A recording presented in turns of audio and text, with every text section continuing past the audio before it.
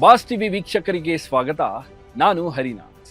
ಸ್ನೇಹಿತರೆ, ರಾಹುಲ್ ಗಾಂಧಿ ವಿದೇಶ ಪ್ರವಾಸದ ಹಿನ್ನೆಲೆ ನೆನಗುದಿಗೆ ಬಿದ್ದಿರುವ ರಾಜ್ಯ ಸಚಿವ ಸಂಪುಟ ವಿಸ್ತರಣೆ ಜುಲೈ 10ರ ನಂತರ ನಡೆಯುವಂತೆ ಕಾಣಿಸುತ್ತಿದೆ.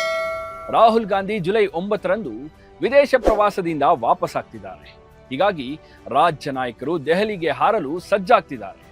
ಜುಲೈ 10ರಂದು ಡಿಕೆ ಶಿವಕುಮಾರ್ ಮತ್ತು ಸಿದ್ದರಾಮಯ್ಯ ಇಬ್ಬರು ನಾಯಕರು ಜಿಲ್ಲಾವಾರು ಸಮುದಾಯವಾರು ಸಂಭಾವ್ಯ ಸಚಿವರ ಪಟ್ಟಿಯೊಂದಿಗೆ ರಾಷ್ಟ್ರ ರಾಜಧಾನಿಗೆ ತೆರಳುವ ಸಾಧ್ಯತೆ ಇದೆ. ಜುಲೈ 10 ಅಥವಾ 11ರಂದು ದೆಹಲಿಯಲ್ಲಿ ಎಐಸಿಸಿ ಅಧ್ಯಕ್ಷ ಮಲ್ಲಿಕಾರ್ಜುನ ಖರ್ಗೆ, ವರಿಷ್ಠರಾದ ಸೋನಿಯಾ ಗಾಂಧಿ, ಲೋಕಸಭೆ ಪ್ರತಿಪಕ್ಷ ನಾಯಕ ರಾಹುಲ್ ಗಾಂಧಿ ಹಾಗೂ ಪಕ್ಷದ ರಾಷ್ಟ್ರೀಯ ಪ್ರಧಾನ ಕಾರ್ಯದರ್ಶಿಗಳಾದ ಕೆಸಿ ವೇಣುಗೋಪಾಲ್ ಹಾಗೂ ರಣದೀಪ್ ಸುರ್ಜೇವಾಲಾ ಅವರು ಸಂಪುಟ ವಿಸ್ತರಣೆ ಕುರಿತು ಚರ್ಚೆ ನಡೆಸಲಿದ್ದಾರೆ. ಚರ್ಚೆ ಮುಗಿದ ಬೆನ್ನಲ್ಲೇ ರಾಜಭವನಕ್ಕೆ ಮಾಹಿತಿ ಹೋಗುವ ಸಾಧ್ಯತೆ ಇದೆ. ಜುಲೈ 12 ಅಥವಾ 13ರಂದು ಪ್ರಮಾಣ ವಚನ ಸ್ವೀಕಾರ ಕಾರ್ಯಕ್ರಮ ಜರುಗೋದು ಖಚಿತವಾಗಿದೆ. ಜುಲೈ 14ರಂದು ಮಣ್ಣೆತ್ತಿನ ಅಮಾವಾಸ್ಯೆ ಮೂಲಕ ಆಷಾಢ ಮಾಸ ಆರಂಭವಾಗಲಿದೆ. ಹೀಗಾಗಿ ಅದಕ್ಕೂ ಮುನ್ನವೇ ಸಂಪುಟ ವಿಸ್ತರಿಸಲು ಡಿಕೆ ಶಿವಕುಮಾರ್ ಉತ್ಸುಕರಾಗಿದ್ದಾರೆ. ನೂತನ ಮುಖ್ಯಮಂತ್ರಿ ಪದಗ್ರಹಣ ಆಗಿ ತಿಂಗಳು ಕಳೆದರೂ ಸಂಪುಟ ವಿಸ್ತರಣೆ ನಡೆಯದ ಬಗ್ಗೆ ಶಾಸಕರಲ್ಲಿ ಅಸಮಾಧಾನ ಮೂಡಿತ್ತು. ಹೀಗಾಗಿ ರಾಹುಲ್ ಆಗಮನವಾಗುತ್ತಲೇ ಆಕಾಂಕ್ಷಿಗಳ ಕಾಯುವಿಕೆ ಅಂತ್ಯವಾಗಲಿದೆ. ಬನ್ನಿ ಹಾಗಾದರೆ ಡಿಕೆ ಶಿವಕುಮಾರ್ ಮತ್ತು ಸಿದ್ದರಾಮಯ್ಯ ಅವರು ಸಿದ್ಧಪಡಿಸಿರುವ ಸಚಿವರ ಪಟ್ಟಿ ಸೇರಿರೋರು ಯಾರು ಅಂತ ನೋಡೋಣ. ಸ್ನೇಹಿತರೆ, ಕಾಂಗ್ರೆಸ್ ಪಕ್ಷದ ಶಾಸಕಾಂಗ ಪಕ್ಷದಲ್ಲಿ 4, 5, 6, 7 ಬಾರಿ ಶಾಸಕರಾಗಿ ಆಯ್ಕೆಯಾಗಿರುವವರ ಸಂಖ್ಯೆ ಹೆಚ್ಚಿದೆ.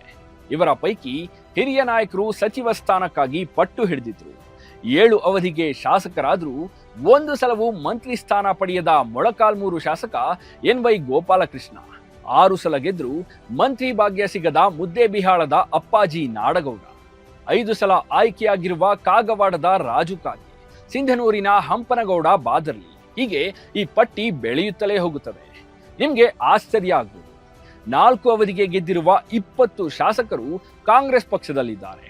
ಇವರು ಮಂತ್ರಿಗಿರಿಗಾಗಿ ಪರಿತಪಿಸುತ್ತಿದ್ದಾರೆ. 3 ಅವಧಿಗೆ ಜಯ ಸಾಧಿಸಿರುವ 28 ಮಂದಿ ಸಚಿವ ಸ್ಥಾನಕ್ಕಾಗಿ ಹಂಬಲಿಸುತ್ತಿದ್ದಾರೆ. ಇವರ ಪೈಕಿ ಜಾತಿವಾರು, ಪ್ರದೇಶವಾರು ಪಿಕ್ ಮಾಡಿ ಪಟ್ಟಿಯೊಂದನ್ನು ಸಿದ್ಧಪಡಿಸಲಾಗಿದೆ.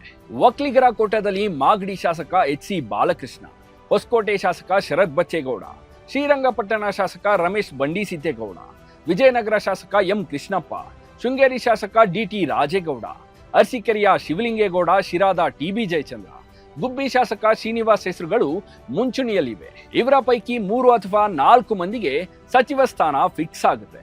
ಪರಿಶಿಷ್ಟ ಪಂಗಡ ಕೋಟಾದಲ್ಲಿ ಎನ್.ವೈ. ಗೋಪಾಲಕೃಷ್ಣ ಅಥವಾ ಚಳ್ಳಕೆರೆಯ ಟಿ. ರಘುಮೂರ್ತಿ ಅವರು ಸಂಪುಟ ಸೇರ್ಬೋದು. ಲಿಂಗಾಯತರ ಕೋಟಾದಲ್ಲಿ ಬೆಳಗಾವಿ ಗ್ರಾಮಾಂತರದ ಲಕ್ಷ್ಮೀ ಹೆಬ್ಬಾಳ್ಕರ್, ದಾವಣಗೆರೆಯ ಎಸ್.ಎಸ್. ಮಲ್ಲಿಕಾರ್ಜುನ, ಅಥಣಿಯ ಲಕ್ಷ್ಮಣ ಸವದಿ, ಭದ್ರಾವತಿಯ ಸಂಗಮೇಶ್, ಹೊನ್ನಾಳಿಯ ಶಾಂತನಗೌಡ, ಮುದ್ದೇಬಿಹಾಳದ ನಾಡಗೌಡ, ಇಂಡಿಯಾ ಯಶವಂತರಾಯಗೌಡ ಪಾಟೀಲ್, ಸಿಂಧನೂರಿನ ಹಂಪನಗೌಡ ಬಾದರ್ಲಿ ಪೈಕಿ 4 ಸಚಿವರಾಗೋದು ಖಚಿತ.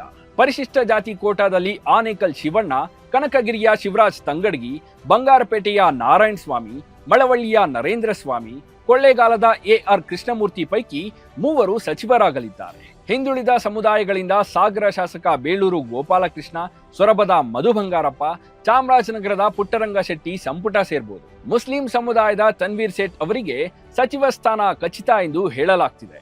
ಬ್ರಾಹ್ಮಣ ಸಮುದಾಯದ ದಿನೇಶ್ ಗುಂಡೂರಾವ್, ರೆಡ್ಡಿ ಲಿಂಗಾಯತ ಸಮುದಾಯದ ಎಚ್.ಕೆ. ಪಾಟೀಲ್ ಮತ್ತೆ ಮಂತ್ರಿಗಿರಿ ಪಡೆಯಲು ಪ್ರಯತ್ನಿಸುತ್ತಿದ್ದಾರೆ.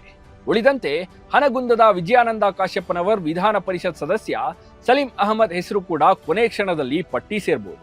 ವಿಧಾನ ಪರಿಷತ್ನಲ್ಲಿ ಸಭಾನಾಯಕನ ಸ್ಥಾನ ಅಲಂಕರಿಸಲು ಒಬ್ಬರಿಗೆ ಸಚಿವ ಸ್ಥಾನ ಕೊಡಬೇಕಾಗಿರೋದ್ರಿಂದ ಆ ಸ್ಥಾನ ಮತ್ತೆ ಬೋಸರಾಜು ಪಾಲಾಗುತ್ತಾ ಅಥವಾ ಸಲೀಂ ಅಹಮದ್ ಅವರಿಗೆ ಸಿಗುತ್ತಾ ಅನ್ನೋದನ್ನ ಕಾದು ನೋಡಬೇಕು. ಇದಾಗಿತ್ತು ಈ ಹೊತ್ತಿನ ರಾಜಕೀಯ ವಿಶೇಷ.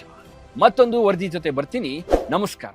ಲೇಟೆಸ್ಟ್ ಹಾಗೂ ಇಂಟ್ರೆಸ್ಟಿಂಗ್ ಸುದ್ದಿಗಳಿಗಾಗಿ ಬಾಸ್ ಟಿವಿ ಕನ್ನಡ ಚಾನೆಲ್ನ ಸಬ್ಸ್ಕ್ರೈಬ್ ಮಾಡಿ. ಹಾಗೆಯೇ ಬೆಲ್ ಐಕಾನ್ ಪ್ರೆಸ್ ಮಾಡಿ.